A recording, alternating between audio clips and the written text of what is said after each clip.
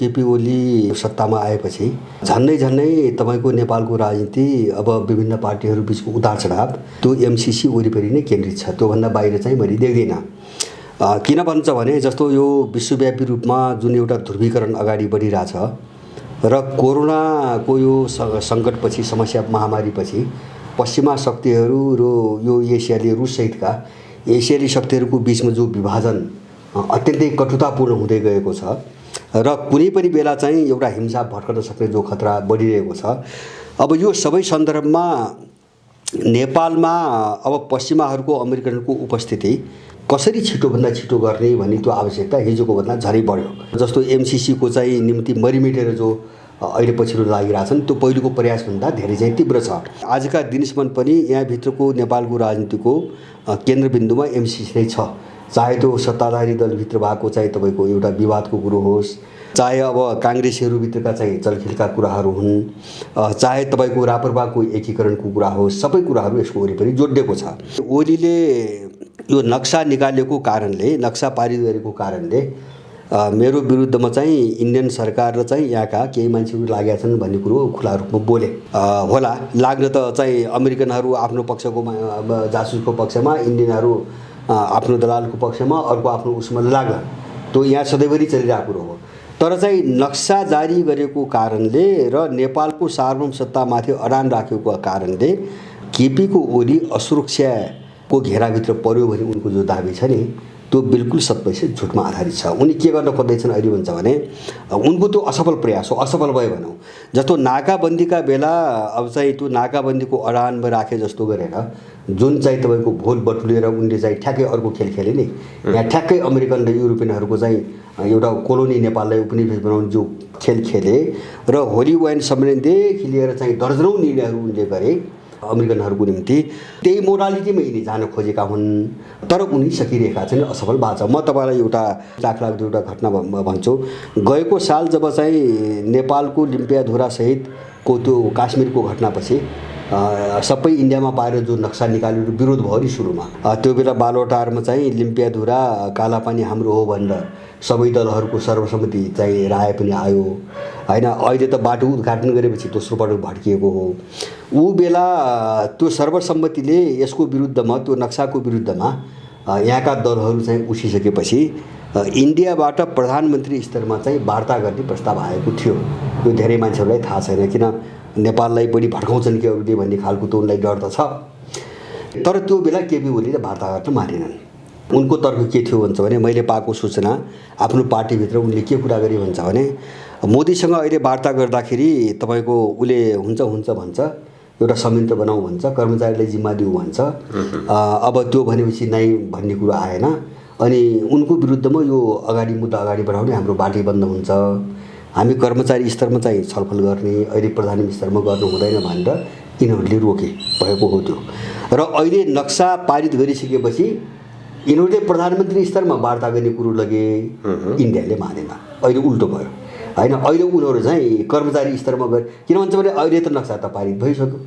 त्यसैले गर्दाखेरि इन्डियनहरूले चाहिँ त्यसलाई ठोस ढङ्गले छलफल अगाडि नबढाउने र कर्मचारी स्तरमा टाल्दै जाने रणनीति अहिले समाते। मलाई लाग्छ नक्सा जारी नहुँदासम्म अब केही गरी रोक्न सकिन्छ कि होइन यो विरोधलाई भन्ने हिसाबले उनले प्रधान स्तरमा भनेका हुँदा हुन्। अब यो चाहिँ माने दाउपेच चलिरहेको छ मैले भन्न खोजेको। र अहिले चाहिँ तपाईँको के हो भन्छ भने मलाई चाहिँ होला इन्डियन कोही लाग्यो होला, म त्यतातिर जान चाहन्न। तर केपी ओलीको माने नक्सा चाहिँ पारित गरेर म ठुलो देशभक्त हुँ, म ठुलो राष्ट्रवादी हुँ भन्ने जो देखाउन खोजिरहेका छन् नि, यो चाहिँ एकदम नक्कली र अत्यन्तै तल्लो स्तरको एउटा दलालको चाहिँ हास्यास्पद प्रहसन हो। यो हास्यास्पद प्रहसन हो। यसका पछाडि के छ म एक दुईवटा कुरा सुनाउँछु। भर्खरैको सूचना जस्तो अघिल्लो पटक चाहिँ तपाईँको यो अध्यादेश जो ल्याए नि, पार्टी विभाजन गर्ने अध्यादेश जो ल्याए, अब त्यो अध्यादेशमा संवैधानिक नियुक्ति सम्बन्धी अध्यादेश पनि अर्को जोडिदिएको हुनाले उनी फसे, काङ्ग्रेस भड्कियो। नत्र भने त्यो बेला काङ्ग्रेससँग सहमतिमै अध्यादेश ल्याएको हो पार्टी विभाजन गर्ने। उनको कुरा के थियो भन्छ भने 8-10 सिट चाहिँ बहुमतको निम्ति पुग्दैन थियो, त्यसको निम्ति मधेसवादी फोड्ने।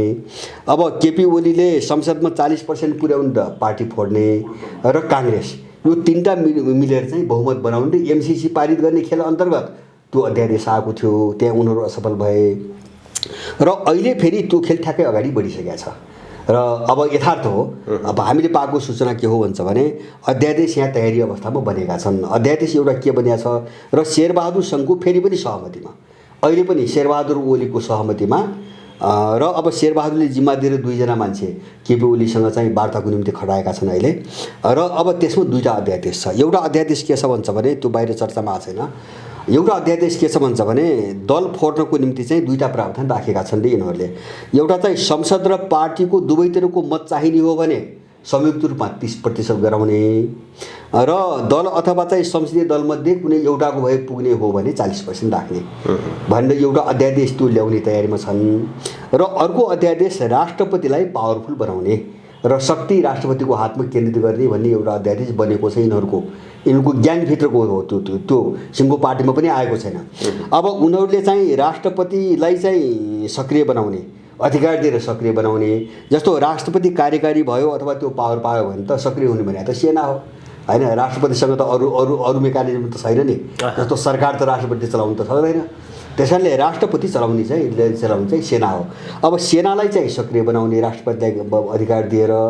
अनि चाहिँ तपाईँको जस्तो कोरोना अथवा चाहिँ यस्तै आवरणमा जस्तो यो लकडाउन चाहिँ बढाउने हल्ला आइरहेछ नि, अहिले हल्ला निराधार आएको छैन। जस्तो असारपछि बढाउने भन्ने आइरहेछ र केही मान्छेहरूले यो बनी बनाऊ प्रचार के गरिरहेछन् हुन्छ भने साउन महिनामा कोरोनाको एउटा उत्कर्ष पुग्छ, साउन महिनामा भने यहाँ त्रास देखाइरहेछन् हैन। अब त्यो त्रासको बिचमा लकडाउन पनि लगाउने, राष्ट्रपतिलाई पावरफुल पनि बनाउने, त्यसको चाहिँ ब्याकिङमा सेना पनि चाहिँ तपाईँको त्यसको कभरमा सेना पनि बाहिर निकाल्ने र बिस्तारै चाहिँ सङ्कटकाल लगाउने, संसद विघटन गरिदिने खालको गृह कार्य फेरि अगाडि बढेको छ अहिले शेरबहादुरको सहमतिमा। त्यसकारणले उनीहरू यो कुरोलाई ओझेलमा पारेर यो सबै उनीहरूले नक्सा उचालेर अब यो सबै यिनको खेल कहाँ छ त भन्छ भने एमसिसीको निम्ति कसरी बहुमत बनाउने। किन एमसिसी त पारित त भएन संसदबाट। केपी ओलीको पार्टी नै चाहिँ उनको निम्ति समस्या भयो हैन। जस्तो केन्द्रीय समितिमा चाहिँ उनको बहुमत पुग्दैन, थायी समितिमा पुग्दैन, सचिवालयमा पुग्दैन, पदाधिकारीमा पुग्दैन भनेपछि पार्टी विभाजन नगरिकन केपी ओलीको खेल अगाडि नबढ्ने भयो। त्यसकारणले जसरी पनि पार्टी विभाजन गर्ने अब त्यो रणनीतिमा उनीहरू गए। मैले अघि नै भने शेरबहादुरको सहमतिमा यो काम फेरि भइरहेछ, यहाँ फेरि सहमति भइरहेछ। त्यसैले यहाँ स्थिति के देखिँदैछ त भन्छ भने जस्तो अब यो नक्साको कुरो त के मात्रै हो भन्छ भने मैले बुझेको यथार्थ पनि त्यही हो। जस्तो 2टा कोणबाट पश्चिमाहरू के इन्डियालाई चलाउने पनि चाहिँ पश्चिमाहरू हैन।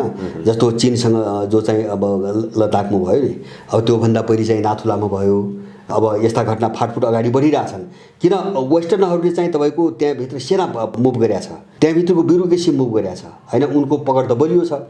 र अब चाहिँ अहिले चाहिँ पश्चिमाहरूको 2टा रणनीति यहाँ के हो भन्छ भने अब जस्तो चीनसँग चाहिँ तपाईँको विवाद बढाएर चाहिँ समस्यामा बल्झाएर इन्डियनहरूलाई अप्ठ्यारोमा पार्ने र चाहिँ आफ्नो क्याम्पमा लैजाने, सहयोगको नाममा आफ्नो क्याम्पमा लैजाने र एउटा युद्धको वातावरण कसरी बनाउने। किन भारत बाहेक अन्तबाट यो सम्भव छैन, अरू देशबाट सम्भव छैन। एउटा त्यो रणनीतिबाट बलियोसँग चाहिँ मोदीसँग उनीहरूले सहकारी पनि गरिरहेका छन्। अर्कोतिर अब यहाँ कस्तो छ भन्छ भने जस्तो मोदीलाई सोलो डोलो, जस्तो अब मोदीको समस्या अथवा इन्डियन सत्ताको एउटा समस्या के हो भन्छ भने अमेरिका मात्रै होइन, सायद मलाई लाग्छ अमेरिका र चीनको मामिला मात्रै भइदिए भए यिनीहरू नाङ्गो रूपमै चाहिँ अमेरिकन कित्तामा खडा भइसक्थे। तर यहाँ बिचमा रुस छ, रुस पनि जोडिया रुस छ हैन। अब रुससँग सम्बन्ध तोड्न चाहिँ इन्डियालाई सजिलो छैन। त्यो उसलाई चाहिँ ठुलो एउटा चाहिँ मूल्य चुक्ता गर्नुपर्ने चाहिँ सिर्जना अवस्था। किन भन्छ भने वार पारकी स्थिति आयो भने यो ध्रुवीकरणमा चाहिँ तपाईँको रुसले इन्डियालाई साथ दिँदैन। किन रुसको लडाइँ त अमेरिकासँग छ। त अमेरिकन कित्तामा चाहिँ जाने शक्तिका विरुद्ध अर्को चाहिँ मोर्चा जसरी सुदृढ हुन्छ रुसले त त्यही काम गर्छ। त्यसकारणले तर अब इन्डियाभित्र यो हतियार टेक्नोलोजीदेखि लिएर रसियनहरूको जति पनि प्रभाव छ नि, कतिपय त जस्तो यो युद्ध सामग्री हतियार टेक्नोलोजीतिर रसियनहरूको सहयोग बिना उनीहरूले चलाउनै नसक्ने, भोलि मर्मत गर्ने कुराहरू हुन्छन्, चलाउने कुराहरू हुन्छन्, ट्रेनिङ कुराहरू हुन्छन्, सारा हुन्छन्। त्यो त अमेरिकनहरूबाट हुँदैन, उनको त आफ्नो खालको छ। अब एकातिर चाहिँ तपाईँको चीनका विरुद्धमा इन्डियालाई चाहिँ तपाईँको उकासेर आफ्नो कित्तामा हाल्ने एउटा रणनीति, अर्को निम्ति चाहिँ जस्तो चीन र रुस दुवैतिर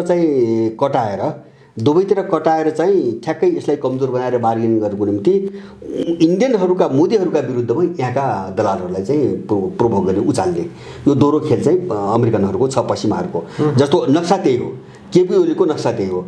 अब यो कोणबाट हेर्दाखेरि मैले के देख्छु भन्छ भने जस्तो यो पश्चिमाहरूको यो कोण इन्डियालाई चाहिँ तपाईँ इन्डियालाई पनि रणनीतिक हिसाबले उचाल्न नछाड्ने, साथ दिन नछाड्ने त्यो ग्लोबल राजनीतिमा। अब क्षेत्रीय राजनीतिमा चाहिँ उनीहरूलाई कमजोर बनाएर आफूतिर झुक्न बाध्य बनाउनुको निम्ति छिमेकीहरूभित्र चाहिँ उनका विरुद्धमा एउटा वातावरण बनाउने, यो दुईवटा जो खेल खेलिरहेछ नि, यो हेर्दाखेरि अमेरिका, मोदी र केपी ओलीको चाहिँ तपाईँको सेन्टर एउटै हो। यसलाई फरक भन्ने मान्छेले बाहिर तस्बिर हेर्दाखेरि चाहिँ अर्कै उल्टो देखिने भावनाले फरक भन्छन्। यो किता एउटै हो र अन्तर्राष्ट्रिय रणनीतिक हिसाबले मोदीको किता चाहिँ तपाईँको अमेरिकनकै किता हो, आरएसएसको किता अमेरिकनकै किता हो। त्यो किता कहिले पनि तपाईँको अमेरिकन किताभन्दा बाहिर आउँदैन, कहिले पनि आउँदैन। अब त्यहाँभित्र अलिकति के हो भन्छ भने जस्तो धार्मिक क्षेत्रका मान्छेहरू छन् नि, विश्व हिन्दू महासङ्घ छ अथवा चाहिँ तपाईँको यो अब यस्ता खालका विभिन्न फ्याक्टरहरू जस्तो के एकजना के मल्होत्रा भन्ने छन्, अनि चाहिँ यो राजीव दीक्षितहरू जो मारिए होइन, उनको वरिपरि रहेका मान्छेहरूको सोच एउटा छ, उनीहरू एन्टी अमेरिकन छन्, अमेरिकन विरोधी छन्, त्यो आरएसएस भित्रै पनि। र जो आरएसएसको मूल हाँगो हो नि त्यो त अहिले पनि प्रो अमेरिकन हो, यो चाहिँ त्योभन्दा बाहिर जाँदैन। त्यस कारणले अब खेलाउने, एकअर्कालाई खेलाउने, गलाउने अथवा चाहिँ आफ्नो पक्षमा झुकाउने अब कार्ड सबैले प्रयोग गर्छन्। नेपालभित्र पनि उनीहरूले प्रयोग गरेका छन्, इन्डियामा अर्को कार्ड प्रयोग गरेका छन्। तर यो समग्र ग्लोबल रणनीतिमा तपाईँको डोनाल्ड ट्रम्पको भूमिका अथवा मोदीको भूमिका, केपी ओलीको भूमिका हामीले फरक बुझ्नु हुँदैन होइन। निष्कर्षमा यिनीहरू एउटै ठाउँमा छन्। दलीय समीकरणबाट यिनका रणनीतिहरूका गाँठा नफुक्ने भए, जस्तो अमेरिकनहरूको अहिले एमसिसी आछ नि, अब यस्ता अरू धेरै होलान्, अरू पनि उनका आफ्नै योजना होलान् पछाडि। अब यो दलीय समीकरणबाट यो गाँठो नफुक्ने भएपछि यो समीकरण त तोड्नु पर्यो, तोडेर नयाँ समीकरण बनाउनु पर्यो। यो नयाँ परिस्थितिले अब नयाँ समीकरणको माग गरिरहेको छ, किन मुद्दा पनि नयाँ उठे। जस्तो चाहिँ अब मुद्दा पनि नयाँ उठेपछि अब त्यो मुद्दाले समीकरण पनि त्यही ढङ्गको माग्छ, सन्तुलन पनि त्यही ढङ्गको माग्छ। त्यस कारणले अब नयाँ समीकरणको खोजी मुख्य प्रयास हो। मैले भने त्यसको निम्ति चाहिँ दुईवटा कुरा, एउटा अध्यादेश मैले भने नि, अध्यादेश ल्याएर राष्ट्रपतिलाई तपाईँको अलिकति पावरफुल बनाइदिइसकेपछि तपाईँको हुन्छ के भन्छ भने राष्ट्रपतिको पावर भने त सिधै सेनासँग जोड्ने पावर हो होइन, त्यो त गभर्मेन्टसँग अथवा चाहिँ त कार्यपालिकासँग जोडिएको चाहिँ पावर त होइन, सरकारसँग जोडिएको त होइन।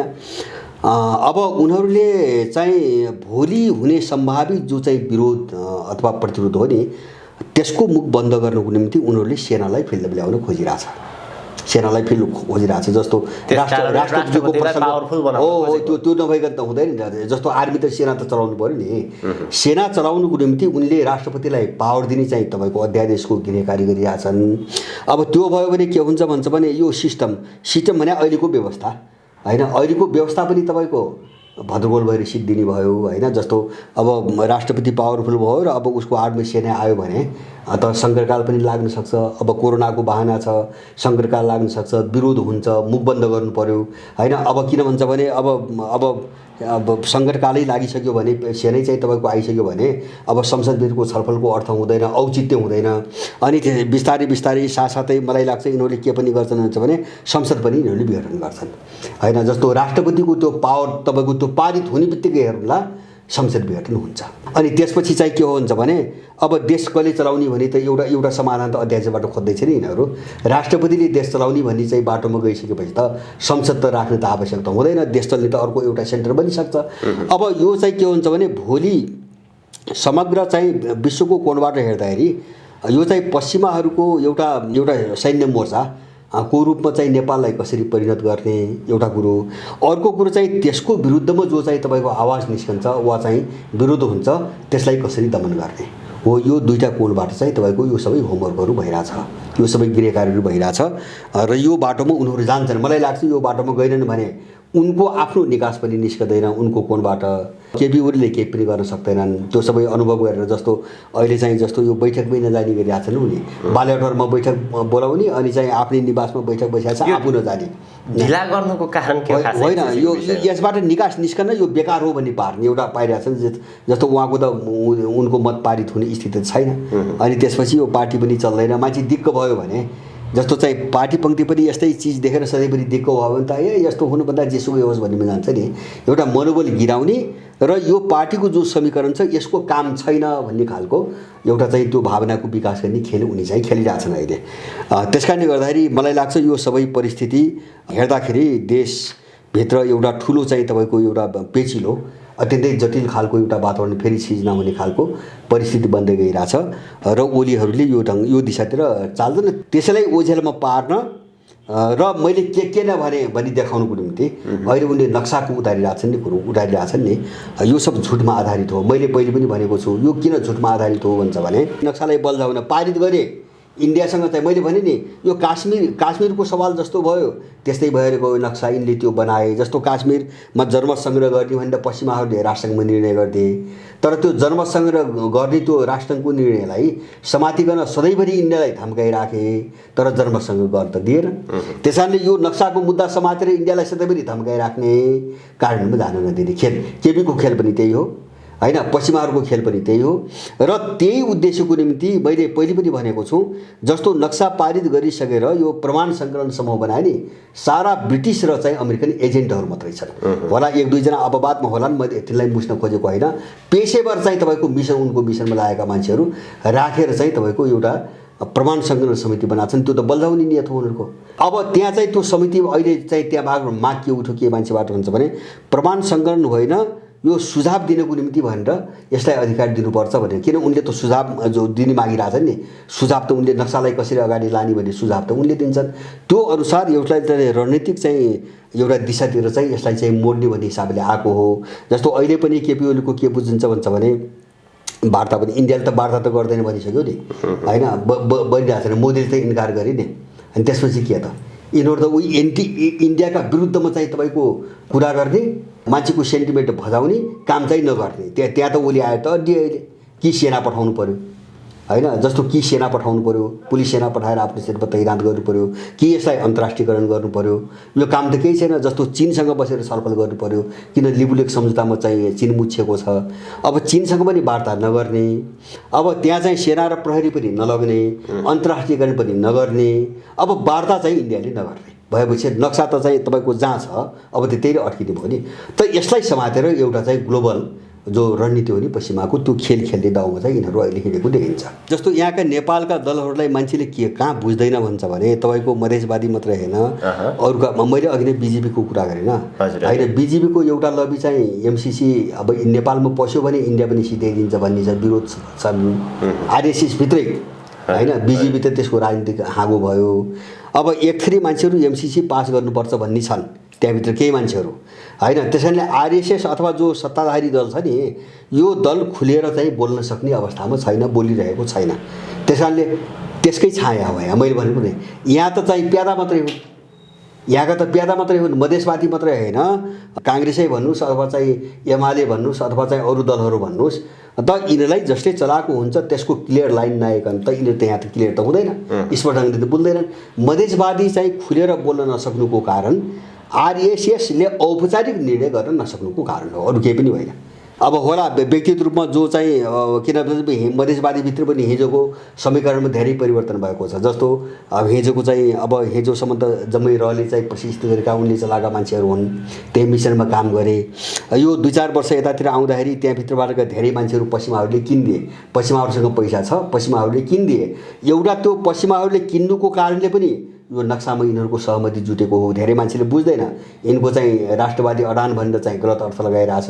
मैले भने नि केपी ओली नक्सामा जसरी खेले, जुन उद्देश्यको निम्ति खेलिरहेछन्, मधेसवादीहरूको पनि ठ्याक्कै केस त्यही हो, सेम केस त्यही हो। किन भन्छ भने उनीहरूले पनि तपाईँको मोदीले एउटा त दुईवटा कारणले, एउटा त हिजोबाट यिनीहरूको पुरै नेक्सस चाहिँ तपाईँको रहेको भयो, यिनी जम्मैको होइन, साउथ ब्लक र चाहिँ तपाईँको काङ्ग्रेस आएको भयो।